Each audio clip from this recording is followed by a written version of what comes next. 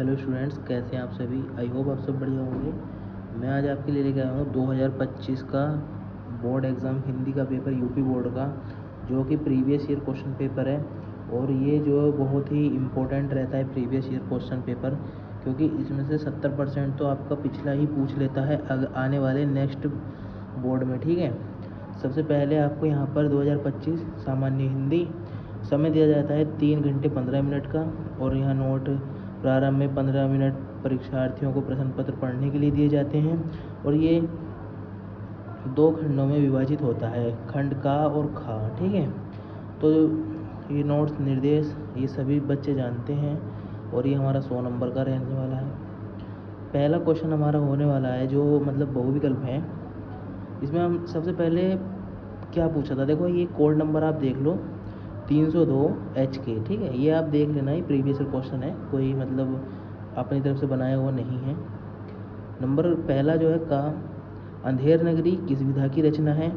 ये अभी मैं सिर्फ आपके लिए क्वेश्चन पेपर लाया हूँ। अगर आपको इसका पूरा सोल्यूशन चाहिए एक एक क्वेश्चन का, तो आप कमेंट कर देना, आपको सोल्यूशन मिल जाएगा, वो भी लिखित पेपर के साथ। और उसकी PDF भी मैं आपको प्रोवाइड करवाऊँगा, आप कमेंट करते हो तो। ठीक है, अंधेर नगरी किस विधा की रचना है, पहला ये आपका बहुविकल्प हो जाता है। इसमें जो आपके ऑप्शन दिए हैं, उपन्यास है, नाटक है, कहानी है, यात्रा व्रत है। ठीक है, खा होने वाला है, हिंदी की प्रथम कहानी किसे माना जाता है, रानी केतकी की कहानी, दुलाई वाली, इंदुमती, 11 वर्ष का समय। ठीक है, यहाँ पर अगर कोई आपके ये टिक पर ध्यान नहीं देना, आपके मैं जब सोल्यूशन लेके आऊँगा, आप जब मतलब आप कमेंट कर देना, आपके लिए सोल्यूशन ले आऊँगा।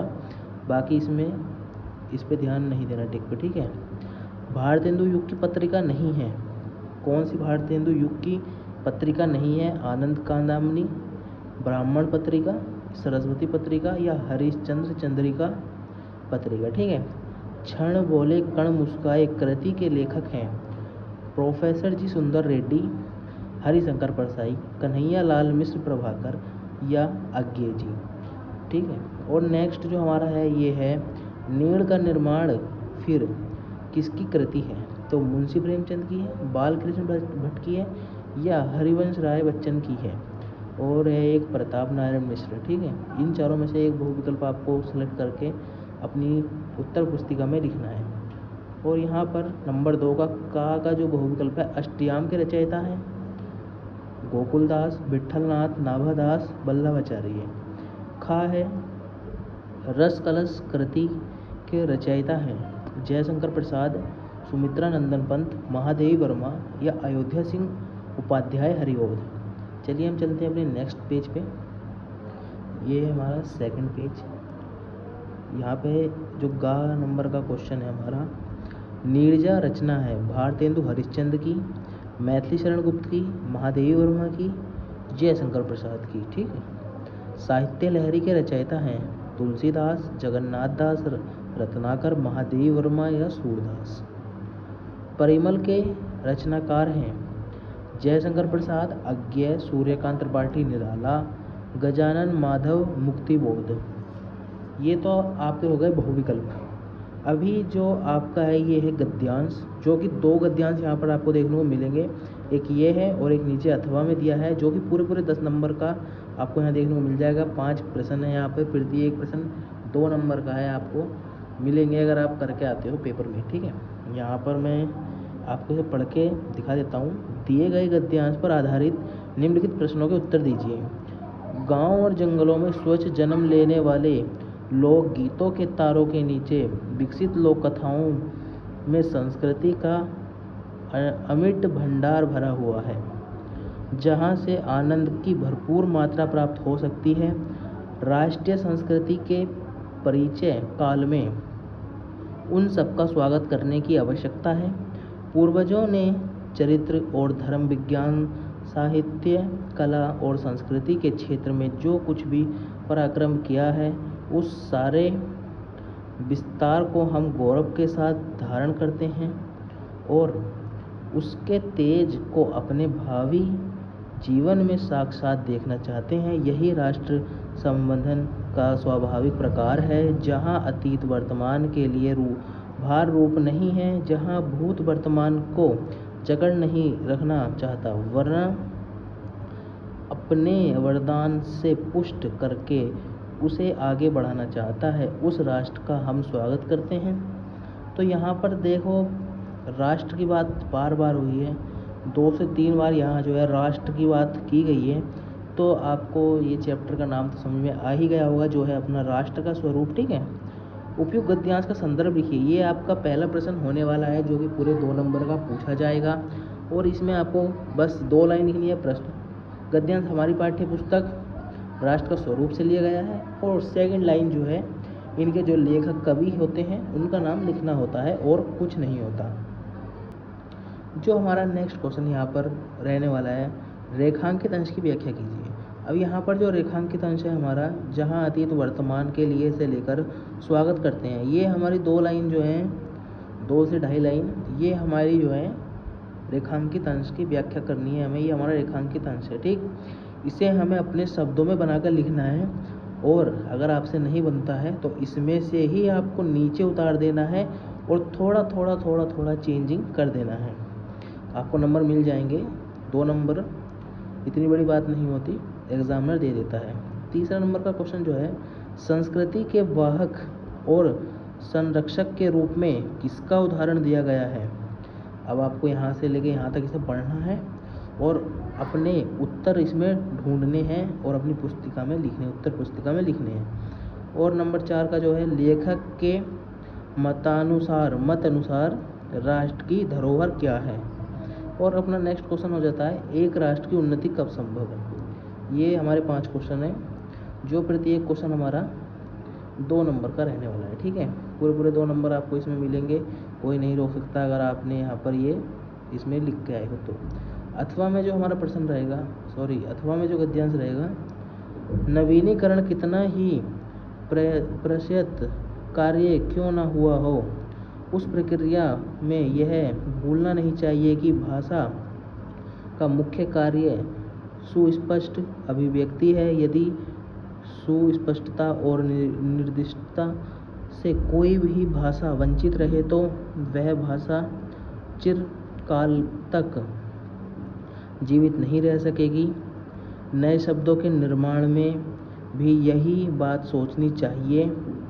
इस संदर्भ में यह भी याद रखना चाहिए कि हम पूर्वाग्रहों से मुक्त होकर उस शब्द की मूल आत्मा तथा सार्थकता पर उन्मुक्त विचार कर सकें। ठीक है, अंग्रेजी भाषा शासकों की भाषा रही, और वह दासता की निशानी है। ऐसा सोचकर यदि हम नए शब्दों का निर्माण करने में लग जाएं तो नुकसान हमारा ही होगा, अंग्रेज़ों का नहीं।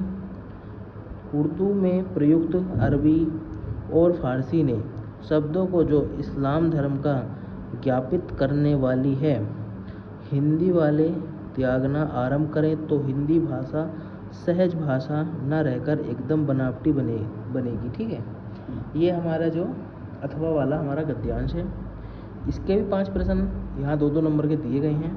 पाठ का शीर्षक एवं लेखक का नाम लिखना है, ये आपका पहला प्रश्न है।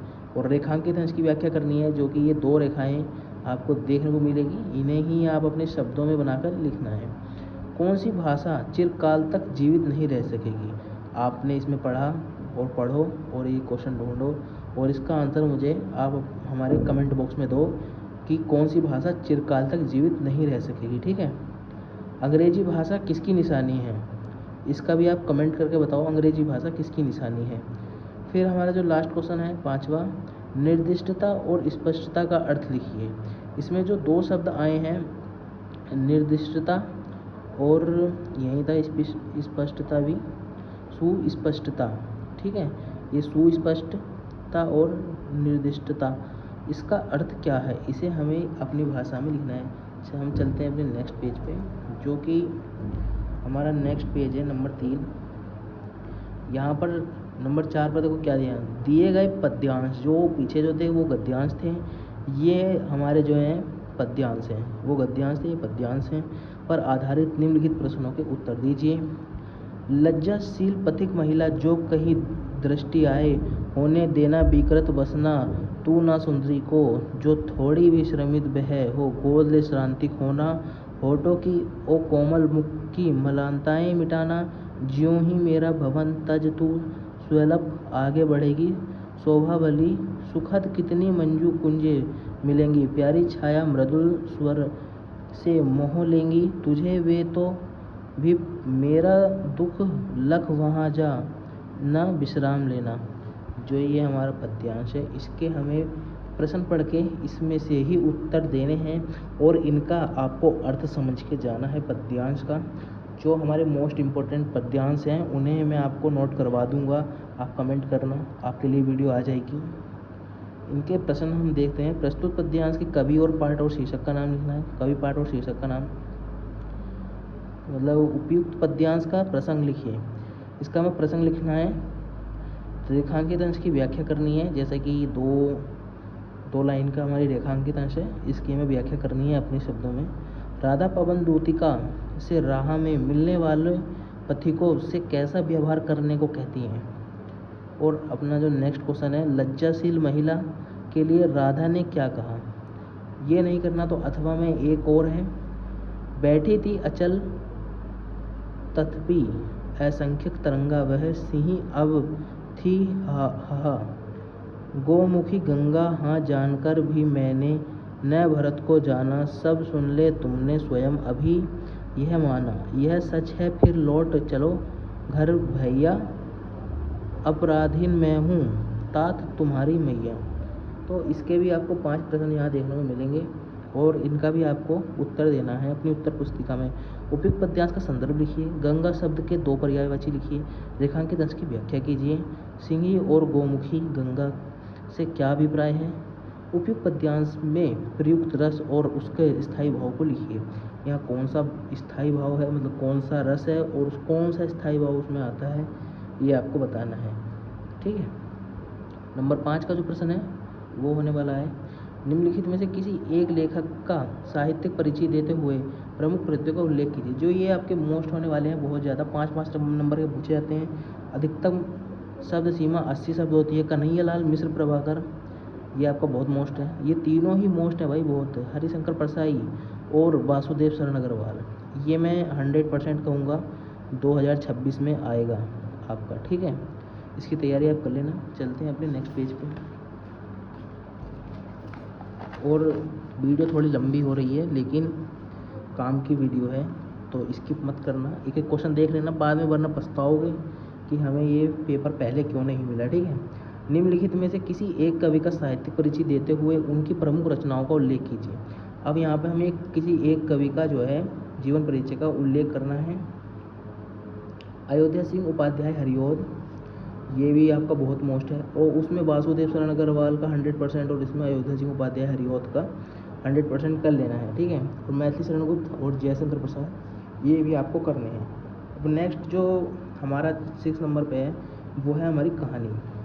ये दोनों ही कहानी का उद्देश्य आपने पढ़ा होगा, क्योंकि जो स्टूडेंट्स होते हैं वो शुरू में ही देख लेते हैं कि कौन सी चीज़ मोस्ट है। देखो, बहादुर और पंचलाइट कहानी दोनों ही अपनी मोस्ट है। उद्देश्य, इसका उद्देश्य लिखना है। अथवा में ध्रुव यात्रा कहानी का वर्णन संक्षेप में करना है, मतलब इसका तो हमें वर्णन करना है और इसका सिर्फ उद्देश्य लिखना है कि इन दोनों कहानियों का उद्देश्य क्या है। पंचलाइट और बहादुर कहानी हम आपको एक वीडियो में बता देंगे दोनों कहानी का उद्देश्य क्या है। ठीक है। और नंबर 7 पर, इस स्वपठित खंड काव्य के आधार पर किसी एक खंड के एक प्रश्न का उत्तर दीजिए। यहाँ पर देखो, ये जितने भी आपको दिए गए हैं ये हर किसी के ज़िले के हिसाब से होते हैं।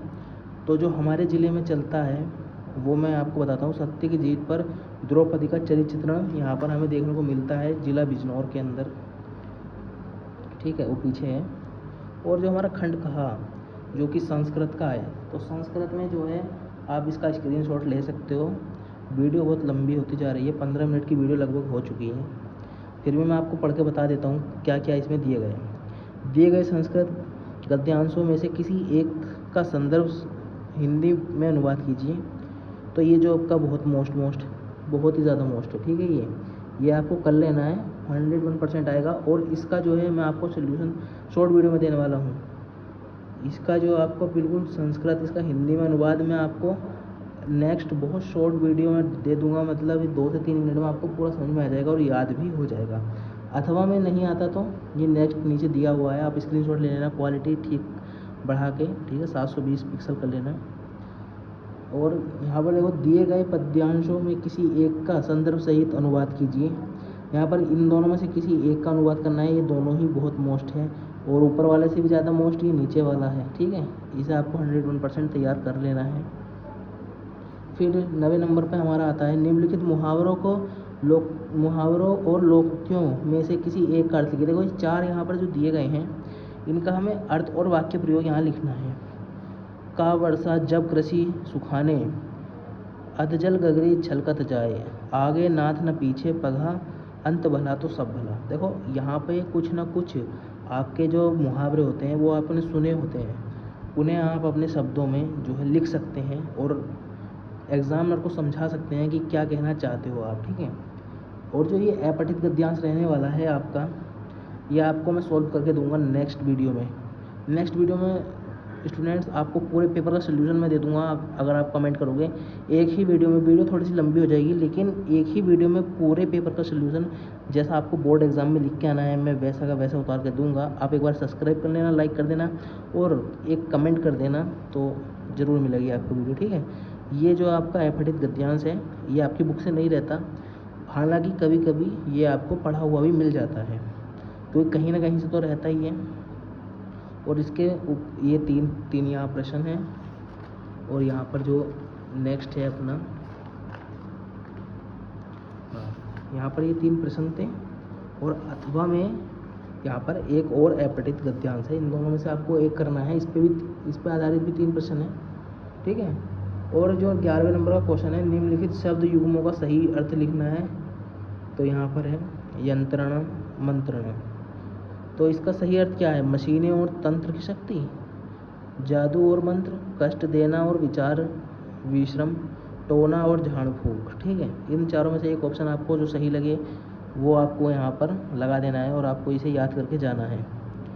अनुसरण, अनुकरण, पीछे रहना और बात करना, पीछे चलना और नकल करना, अनुसार और कार्य, पीछे देखना और नकल करना। इन चारों में से जो ऑप्शन आपको लगे वो आपको लगाना है, याद करके जाने हैं, अपने लगने से कुछ नहीं होगा, ठीक है।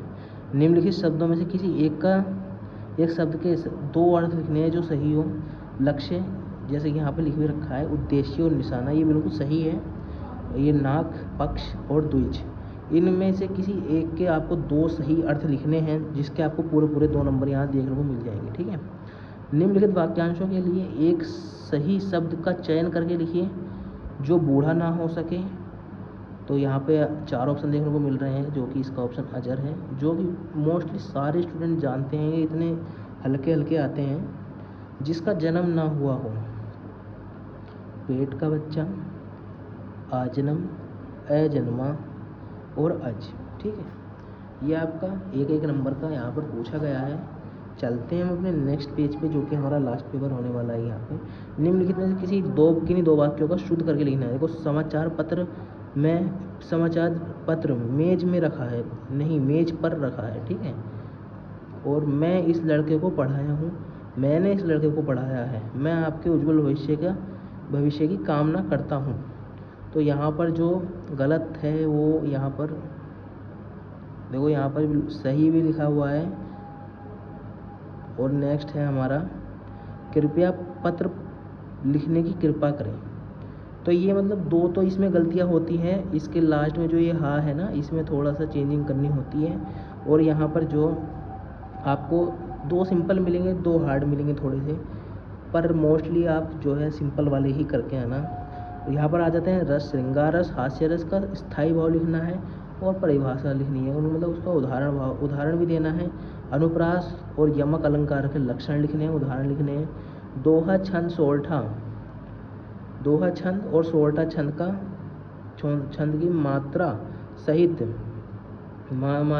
उदाहरण एक याद करना है आपको। निर्धन छात्र सहायता कोष से आर्थिक सहायता हेतु अपने विद्यालय के प्रधानाचार्य को आवेदन पत्र लिखिए।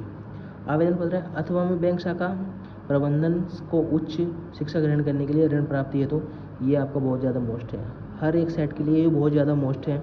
और 14 नंबर पर है निम्नलिखित विषय में से किसी एक विषय पर अपनी भाषा शैली में निबंध लिखिए। जो भी अपनी भाषा में आपको इसमें से आता है, नई शिक्षा व्यवस्था में कंप्यूटर का योगदान, मेरे प्रिय कवि या लेखक, पर्यावरण संरक्षण की आवश्यकता, बेरोजगारी की समस्या समाधान, वृक्षारोपण का महत्व, ये चारों ही अपने देश में मोस्ट इम्पोर्टेंट टॉपिक बन चुके हैं। ठीक है, ये आप सभी को पता है कि इसमें कौन कौन से आपको हेडिंग बनानी है, क्या इसमें लिखना है और क्या आपको इसमें नंबर मिलेंगे जिस हिसाब से आप लिखोगे, क्योंकि ये बहुत ज़्यादा मोस्ट है, ये आपको 9 नंबर दिलाएगा भाई, तो हल्के में नहीं लेना है। एक वीडियो को आप हमारी लाइक कर देना, चैनल सब्सक्राइब कर देना और एक प्यारा सा कमेंट आप हमारे वीडियो में कर देना अगर आप इसका सोल्यूशन चाहते हैं तो। ठीक है, मिलेंगे किसी नेक्स्ट वीडियो में, तब तक के लिए लाइक कर देना और बाय।